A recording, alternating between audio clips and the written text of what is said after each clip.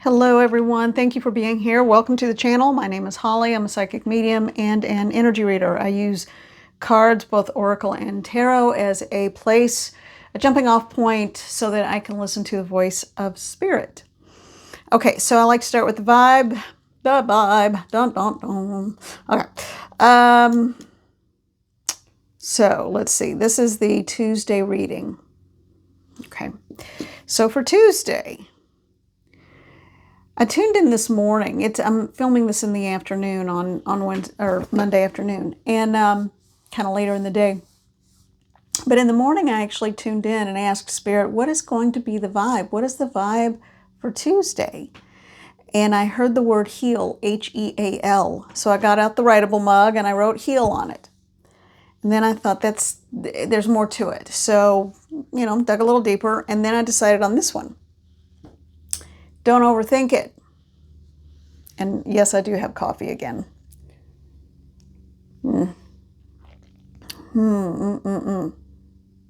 That's good. It is. It simply is. And I've been craving pineapple today. Fresh pineapple. It's odd. I think it's odd. It's not one of those go-to things for me, so maybe I need the vitamin C. I don't know. So the why, heal and don't overthink it. Oh, thank you, Spirit. Because I just kind of left it there. Because I know as soon as we get started, that's when Spirit starts talking to me a little bit more about this. I do ask for the collective, and I am part of the collective, but I ask specifically for the collective. And what I am hearing right now is that it's important to heal our past and current trauma if we want to have a normal life. Okay? Now, I know that sounds like a big order, and therapy costs a lot. If you can do it and insurance covers it, great. If not, there are a lot of self-help books. But I feel like more than anything, with the don't overthink it, that doesn't mean blow it off and don't acknowledge it. Okay, that is very clear. And I'm getting the nodding and the yes from guides, guardians. Okay, what the don't overthink it means is that don't create scenarios that aren't there or that haven't happened yet. Because that is part of that manifestation of the negative that we don't want. So try to keep your thoughts as clean as possible. And some of I think they're kind of like a technique, or you could call it a trick or a hack. As soon as a negative thought comes into your mind that is not really based in reality, and even the ones that are based in reality, we already know what they are. We don't need to think about them continuously. Just make a sound. Clap your hands, snap your fingers, just say, no. I reject that.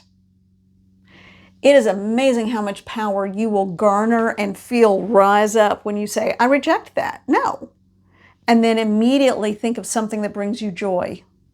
One of your pets, or some fresh coffee, or butterflies, an ethereal dragonfly that's actually quite the bad being of the flying insect world, I guess, because, man, they can take out, like, bees and stuff. So you can tell I grew up. When I grew up, it's like, man, it's tough.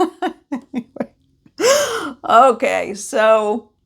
And I'm even wearing kind of a retro shirt today, t-shirt. So anyway, that's what it means. Take care of yourself. Heal yourself. Do not carry around other people's burdens. That's the other thing I'm hearing. Do not carry around the burden of other people's issues. You've got to fix your own. They've got to fix theirs. You cannot save every person or being or thing. And I have had to learn that lesson the hard way over and over and over again. And I really don't want that for all of you. So heal yourself. Don't overthink it. Say, I reject it. No, that's not mine to carry. And you put that baggage down. Funny joke. I don't know where she got it. I think she made it up. But I had a friend, still do, but she had one of the best lines ever. I had really funny friends, I think. She would always say that sometimes people carry around more baggage than Delta. Yeah, I thought that was hysterically funny. All right, so let's get to it.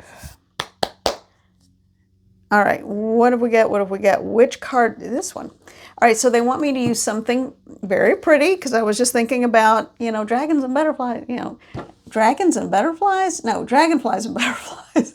Oh my gosh. All right, so this is the Sweet Blossom Lenormand, okay? Yeah, I'm about as put together as my hair. It's just, I'm all over the place today. Thank you for being here. Okay, so what is the message for the collective for Tuesday?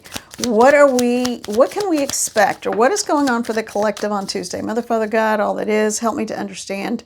Help me to understand. A key. All right. They want me to go to another deck. Now, this is still a Lenormand deck, but this one is the old style, okay? These are read a little different than tarot or any kind of oracle cards, okay? So we have card 33. Card 33 holds the key. I don't know why I think that's so funny. Okay. All right. I need to take this one because it just jumped out of my hand in the weirdest way possible. Card 6. And 33 is a master number, so you don't add it together. But if you did, it would be a 6. And this is the Clouds card. So even though there's a key to unlock, and I'm seeing a heart with flowers. So even though there's a key to unlock heart energy, what I'm getting just by looking at the card. Sometimes just look at the card and it's like, oh, and you just know. That's when I start listening and hearing what I'm being told. So even though you may have the key to a chest full of hearts and flowers and lovely romance, there's some storm clouds brewing. Okay, what else have we got? Tell me about that, please. Tell me about that, please. What more do we need to know? Help me to understand what more we need to know. All right, this one keeps flipping over in my hand. Card 35. Anchor. All right, when you add that together, it's an 8. An 8 typically, in my mind, always means, well, it's the infinity sign if you turn it on its side, but it's also rootedness, groundedness. But 8 is a number of prosperity and wellness. An anchor is being grounded and rooted. And what I'm hearing about it is knowing who you are. So someone has the key for everything they want. And that could be love, romance, work. It doesn't matter. I'm leaning more toward work since we've got an 8 and an anchor.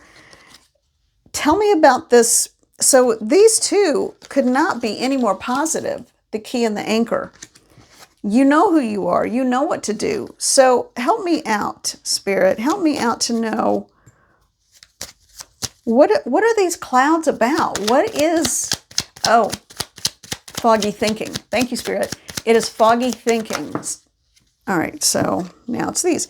So if you are not keeping your thoughts clear and you're saying, no, I reject that thought, it is doomed to happen, whatever it is, negativity that you're thinking. And that's not victim blaming, okay? And that's not blaming any of you. I mean, my gosh, I have to remind myself 50 times a day, don't think that way. You know, we all just, I think, naturally gravitate toward that if we've ever had any, big trauma in our lives.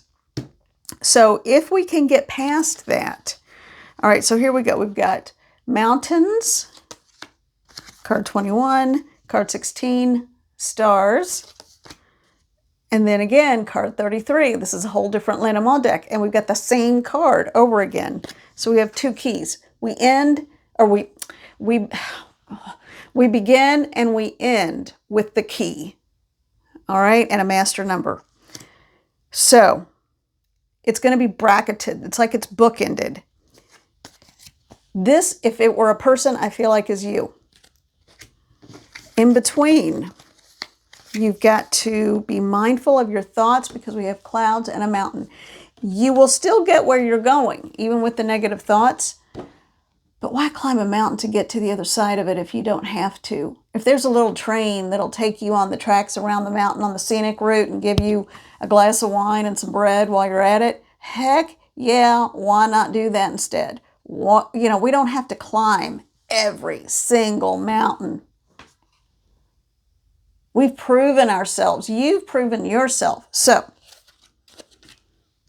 that's when we move into the cosmic wonderment of the stars. And the stars, and the star and sun card in Lenormand, in my mind, is very much like the tarot version. So this would be just finding your inner magic, finding your inner wish fulfillment and manifestation ability. And when you do, again, we started and we ended with the key. The secret is within you. You possess the secret. There is no other secret. There is no one else that you need to look toward to give you the answers, because you have all the answers within yourself. That's important. That's so important. The back of my head is feeling tingly and my right ear is firing up, and I can, and I know they want me to push that message again. You don't have to climb a mountain. Don't make it a mountain. You've already climbed innumerable mountains. You hold the key within yourself and your thoughts. Someone needs to try going into a prayerful state or a meditative state, because they haven't in a long time. And I think that will ground you even more. All right. Let's see. What else? What else? Yes. All right. I am very drawn to this deck. The Idols Tarot. Tarot. Okay. Great size, too. All right. Now, what is the message? Let's get some clarification and piggybacking, if you would. These just dropped out, I think. Oh, they? No, because I almost dropped them again.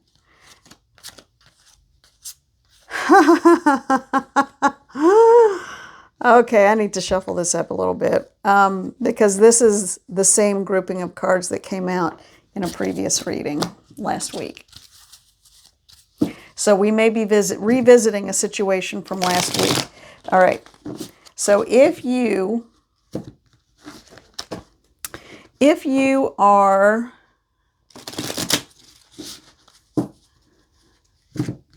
what situation, though? What situation would be revisited from last week? I barely remember the readings from last week. I mean, it's just been, it's, oh, they're showing me a line. I can actually see it spelled out in my head, and it's one I used earlier today. You have to learn to pick your battles. So that's what's going on. All right, so that is the advice for the collective, and that's why we're using this deck, and that's why that clump of cards came out. They are very well shuffled now.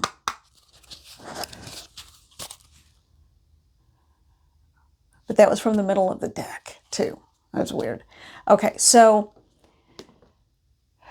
watch your thoughts. You're still manifesting quickly. You have the key within you, in your own thoughts, to find the answers you need for your life, because you can't worry about someone else's life. They've got to sort out their own issues, just like you have to sort out your own issues.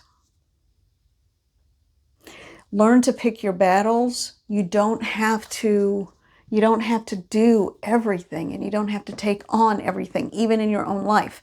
Sometimes you just got to say, I don't have the energy today. That's just going to have to sit there. Now, you don't want to be late on your bills or anything like that, but, you know, if it's cleaning the house or folding the laundry, it's like, you know, it can wait because I'm worn out. And wherever you're living, that structure will still be standing there long after you're gone. But these bodies have got to last us a lifetime. So learn to take care of yourself a little bit. I think that's what the word heal was about this morning as well.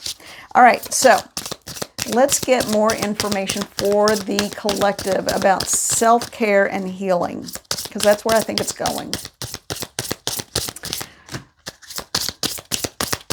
Spirit guides and guardians, what is the message that you have? Okay, we've got a spirit in here. Yeah, we've got a spirit in here. The Chariot. That's usually a fast kind of acting card and leaning into one's intuition. Pentacles, juggling and balancing. And on the bottom, we have the Three of Cups. All right, this one, they're just kind of resting. So maybe you need to rest and then pick up the action later. All right, so we're not going to use these because that was, I think, the big message about the revisiting a scenario from the past, but realizing you have the key to your own personal outcome. All right, there is a spirit here. And there's been a lot of spirit activity since last week going on. I almost got on and made a short about it, but I didn't because, you know, I just didn't feel like it needed to happen. But this does. Hang on a second. All right. Now, who's with me? I've still got a female with me.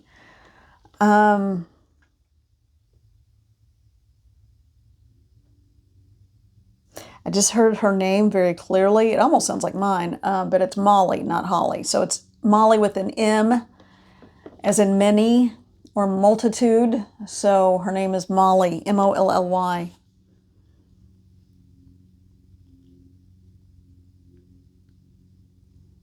I was out and about a little bit today. I think I may have brought her home with me. She's young. This is the second young spirit today. She's a teenager, maybe 18, maybe. Giggly, funny.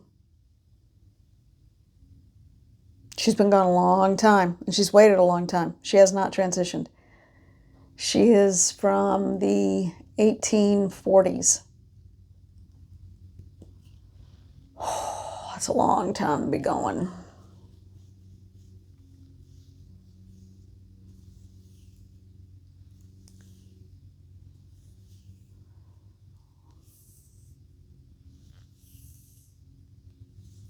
She's very often, when spirits have passed, they know they're gone, but they just, for whatever reason, turn away from the light. I don't, and I caught myself, okay, I'm whispering and I shouldn't be.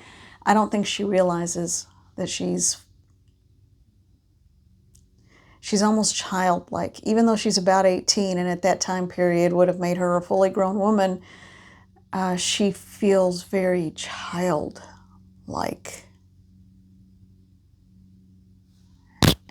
Oh, I'm sorry, I just hit the microphone, so you may have heard a thud. And I'm feeling it in my chest. Something in my chest. She wasn't expected to live that long. I think she was actually about 14. And she tells people she's older. She's developed kind of quickly, but physically. But she's, Molly, honey, I know you're getting nervous. It's okay. You don't have to be nervous. I know I'm talking a lot. Yeah, I know. And you're right here. Let's go ahead and see what we can see. Open the gateway, please.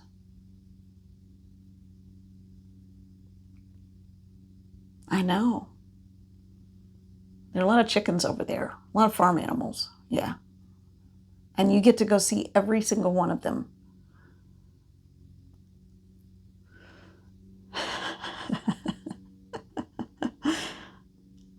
You're so funny. I know my clothes look different than yours. Oh, were you out on it wasn't today, it was yesterday. You were on one of the farms out there when I was driving around, right? I know, the horseless buggy.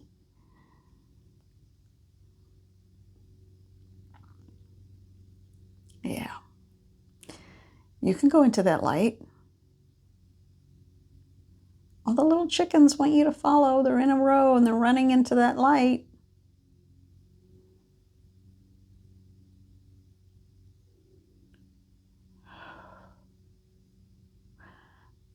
And I just heard a very strong female voice say, she will be okay. She will be fine.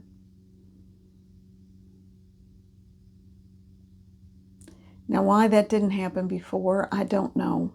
Why it took so long, I don't know. I think she was in an absolute and complete lack of sense of reality. I think she had some kind of congenital heart issue, and she probably wasn't even expected to live as long as she did, but she was very childlike. I think not because she had to be, or didn't have a choice. I think there was not a lot invested in her education, to put it loosely, for whatever way farm girls were educated back then, if at all, because they didn't expect her to live. So she just took care of the farm animals. And then they just went out one day and found her on the ground, because that's what I was feeling in my chest. There was something, congenital problem in her chest. And it was part of whatever was going on that caused her other issues. I mean, she never would have been, I mean, she always would have been a little slower, but what a sweet, funny young girl. But she likes to lie about her age. Isn't that funny? And her name was Molly.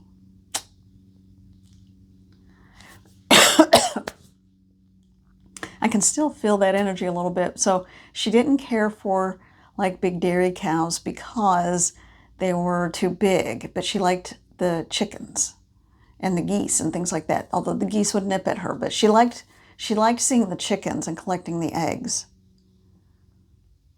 Oh, wow. What a sweet girl. Oh. You know, I've had a very playful attitude today, too. One of, like, I've had a long list of things I need to accomplish, that I should accomplish to be productive. And instead, it was like, nah, I don't want to do that. I'm going to do this instead. And that would be very much her attitude.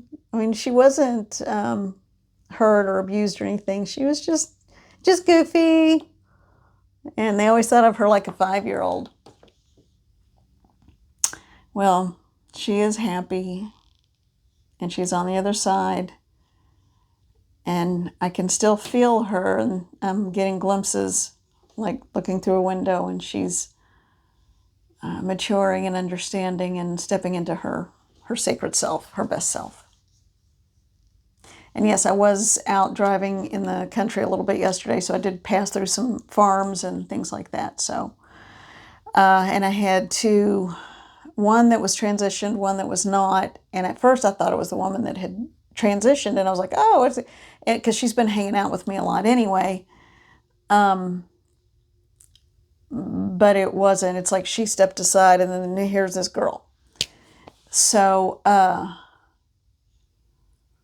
then there was a little boy earlier today. There's just been a lot.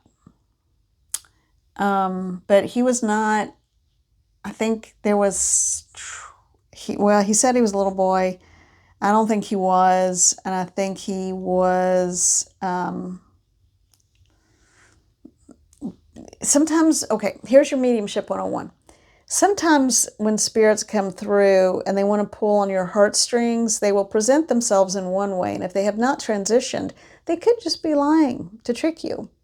So if they refuse to move into the light and all the things that normally would work don't work, and all of a sudden they start getting a little like they want to needle you, trigger you on things. It's sort of, and thankfully I was able to pick up on that vibe pretty fast.